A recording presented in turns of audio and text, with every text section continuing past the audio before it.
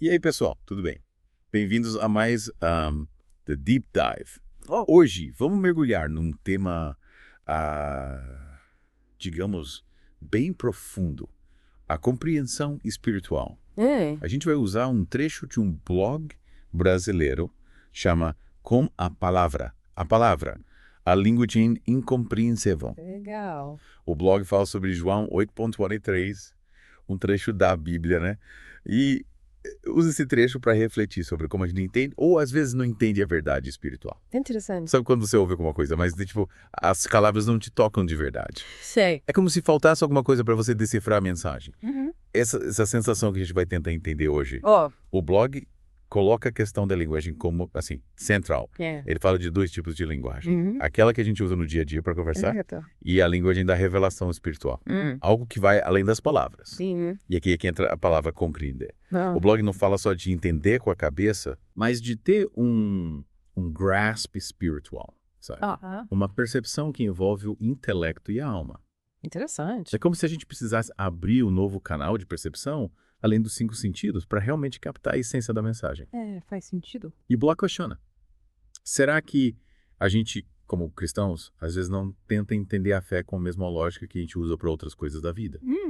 Em vez de se abrir para essa inspiração divina. Pode ser. É como tentar ler um livro em braille só com os olhos, né? Verdade. A gente precisa de outro tipo de sensibilidade para realmente ler essa mensagem espiritual. E o blog usa um exemplo forte para ilustrar essa ideia. Ele compara os líderes religiosos da época de Jesus com a gente, hoje em dia. Nossa. E em ambos os casos, ele aponta essa tendência, né? Qual? De moldar a fé de acordo com as nossas próprias crenças, vontades, em vez de se render à verdade que ela apresenta. A gente tem essa mania de querer colocar Deus numa caixinha, né? Delimitar até onde ele pode agir, o que ele pode dizer. Exatamente. E ao mostrar como essa transformação espiritual acontece de verdade, o blog usa uma passagem da Bíblia. Gálatas 2.9-20. Certo. Diz assim: Pois eu pela lei morri para a lei, a fim de viver para Deus.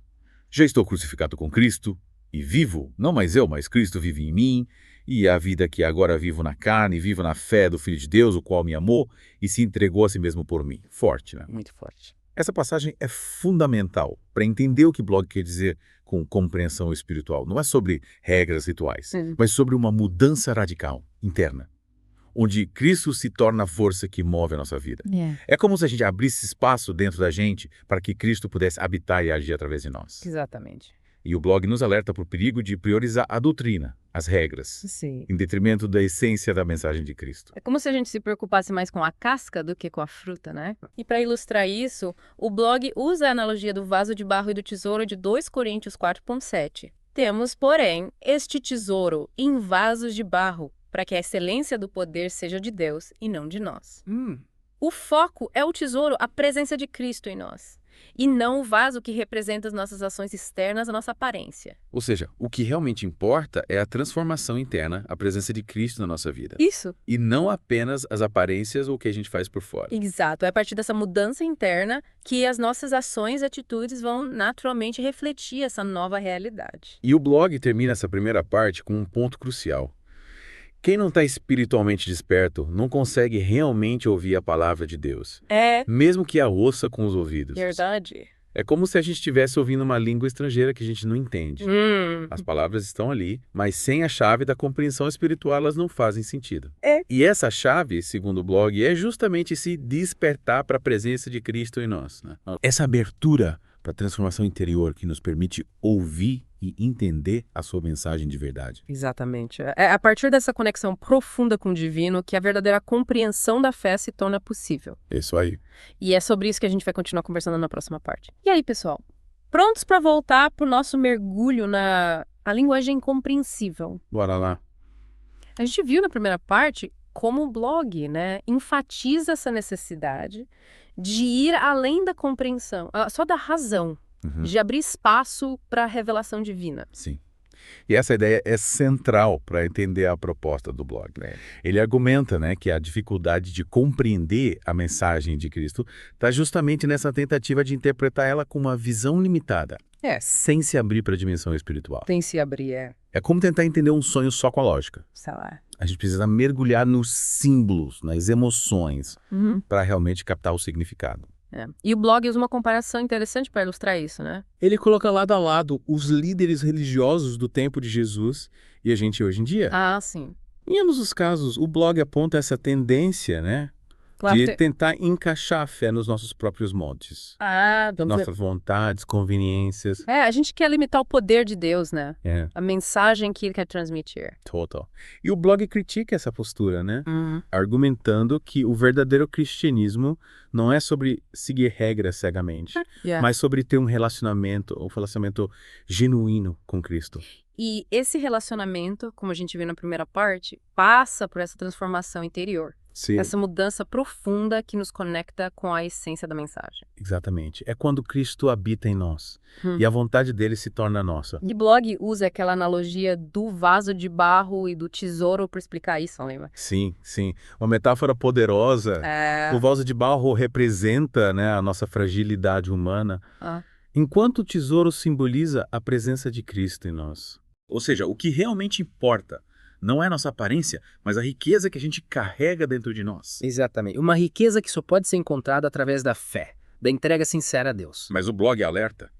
Essa entrega não é algo automático, né? Não. É preciso um despertar espiritual, uma abertura do coração, para que a gente possa realmente ouvir e compreender a palavra de Deus. É como se a gente precisasse sintonizar nossos sentidos espirituais, né?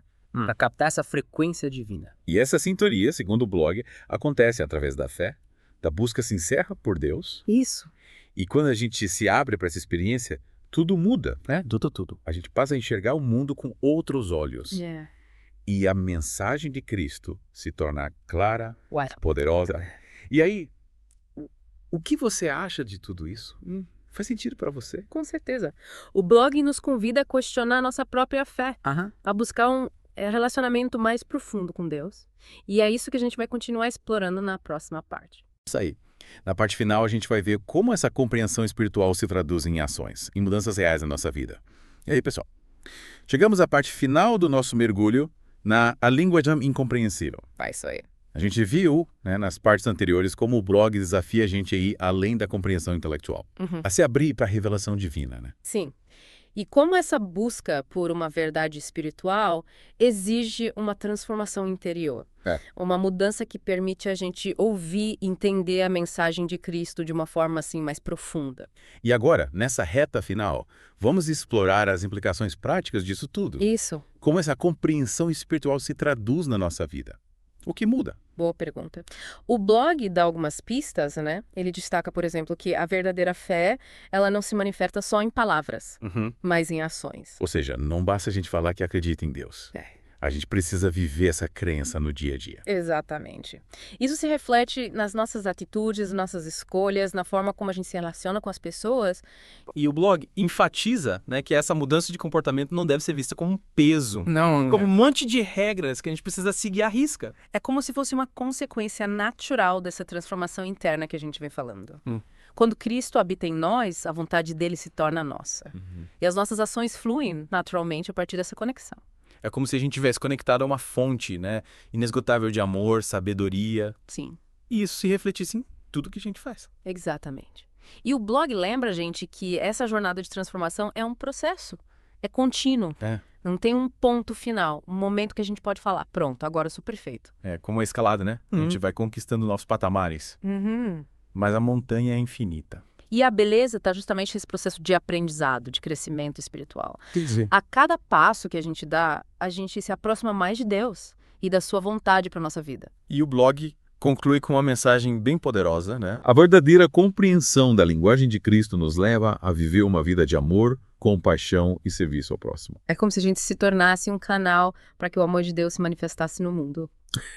E o que você achou de tudo isso? Conseguimos desvendar os mistérios da linguagem incompreensível. Acho que o blog deu para a gente ferramentas valiosas para essa busca. Nos provocou a questionar, a aprofundar a nossa fé, a buscar um relacionamento mais genuíno com Deus. Que se essa conversa sirva como um convite para cada um continuar essa jornada de descoberta e transformação. Isso. Afinal, como o blog lembra, a compreensão espiritual não é um destino, mas um caminho. E que a gente possa trilhar esse caminho juntos, buscando sempre essa conexão profunda com o divino, que permite a gente ouvir e entender a linguagem do amor.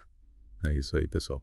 Chegamos ao fim de mais um The Deep Dive. Esperamos que vocês tenham gostado da nossa conversa. É isso aí. E que ela inspire vocês a continuarem essa busca pela compreensão espiritual. Até a próxima.